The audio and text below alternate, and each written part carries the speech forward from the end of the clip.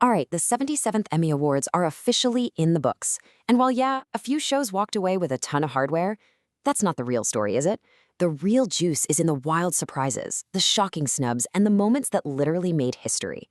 So we're going to dig way deeper than just a list of winners. We're going to break down how the trophies were actually won and what it all means for the future of TV. Let's get into it.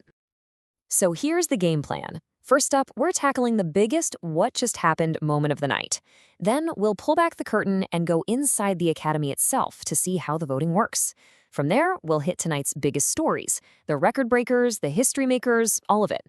We'll even zoom out to look at the Emmys beyond the main stage. And finally, we'll wrap things up with everyone's favorite debate, the art of the snub. You know, every award show has that one moment. The one that everyone is texting about the next morning. And this year? Oh, it was a big one. It all went down during the very last award of the night for Outstanding Drama Series. The show that was the biggest favorite, the one with all the nominations, well, it didn't win. And this really puts it all into perspective. On one side, you've got Apple TV Plus's Severance. It came into the night like a juggernaut, leading everything with a staggering 27 nominations. 27. It was the show everyone was talking about. And then, the winner. HBO Max's medical drama, The Pit. Now, don't get me wrong, it's a fantastic show, but a definite underdog. Nobody saw this coming. So the real question is, how on earth does that happen? Well, to get to the bottom of an upset that big, you've got to understand who's actually casting the votes. And here's the thing, it's not the critics, it's not you and me tweeting our favorites. Nope. The people who choose the Emmy winners are the very same people who make television. The power is in the hands of the Academy of Television Arts and Sciences, or ATAS for shorts. And this isn't some small backroom committee. We are talking about a massive group of over 20,000 people. The actors, directors, writers, costume designers, you name it. If they work in TV, they're probably in the Academy, and they're the ones with the ballots. And it's not as simple as just one vote. It's this whole multi-stage process. First, shows get submitted for consideration. Then, the members vote just to decide who gets nominated. And only after that is there a final round of voting to pick the actual winner. And of course, those results are kept under lock and key until the envelope is opened live on stage. Now, this is maybe the most crucial concept to understand. Peer groups. This is the secret sauce. It means actors vote for the acting awards, directors vote for the directing awards, writers for writing, and so on. You're being judged by the people who do exactly what you do, who know how incredibly hard your job is. That's why it's such a huge deal. When you hear an actor say, it's an honor just to be nominated, they really mean it because that nomination came directly from their peers. Okay, so now that we've peeked behind the curtain and know how these decisions get made, let's look at the results.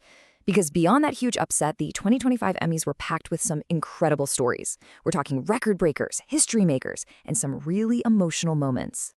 So here are your three big series winners for the night. As we saw, The Pit took the drama prize for HBO Max. In comedy, it was a brand new show, Seth Rogen's The Studio for Apple TV+. And for limited series, the acclaimed British drama Adolescence on Netflix just cleaned up. 3 totally different shows, and each one has a remarkable story behind its win. Let's start with The Studio. See that number? 13. That is a huge deal. That's how many Emmys the show took home in total, including the Creative Arts Awards. And get this, that sets a new all-time record for the most wins by a comedy series in a single year. A record for a show in its very first season. Just wow. And the history-making just kept on coming. Netflix's Adolescence gave us one of the night's most powerful moments. 15-year-old Owen Cooper won for supporting actor, making him the youngest male actor to ever win an Emmy.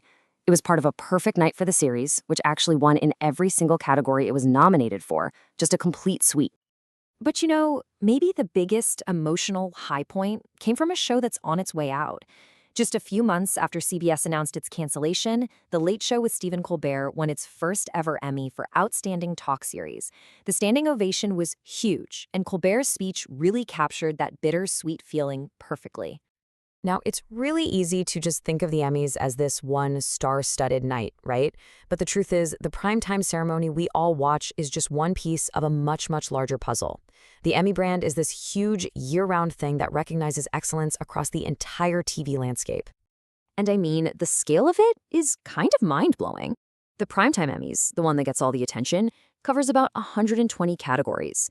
But the Daytime Emmys are right there, with about 100 of their own. And then you have the International Emmys, honoring shows from all across the globe. It's a massive operation. And the Daytime Emmys celebrate a completely different slice of the TV world. I mean, just look at some of these categories. You've got awards for everything from up-and-coming soap opera stars to shows about the cultural side of food or the science of the natural world. It really is a whole different universe of television. And the International Emmys complete that global picture. Their entire mission is to recognize the absolute best television that was made and first aired outside of the US. It makes the Emmys a truly worldwide celebration of the medium. So let's bring it all back home now. We started this whole thing with a huge upset, and that brings us to one of the most debated, most passionate parts of any award show, the snub. Yeah, Severance wasn't the only frontrunner to face some disappointment. Mike White's The White Lotus came in with a massive 23 nominations, and it felt like it was going to sweep. But when all the envelopes were opened, it was completely shut out of every single major televised award. It's just another shocking reminder that a bunch of nominations is no guarantee of a win. But really, this year's snubs are just part of a long, storied tradition. I mean, consider this. The Wire, which people still call one of the greatest TV shows ever made, never won a single Emmy. Not one. Steve Carell never won for his iconic role as Michael Scott.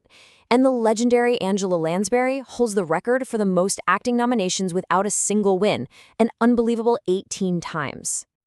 So when you boil it all down, the Emmys tell a story that's about more than just who won. It's a story about how a group of industry peers defines excellence in a world that is changing so fast. And as all these streaming services create more television than we could ever watch, the question of what actually rises to the top and who gets to decide what's the best, well, that just becomes more fascinating and honestly more contentious every single year.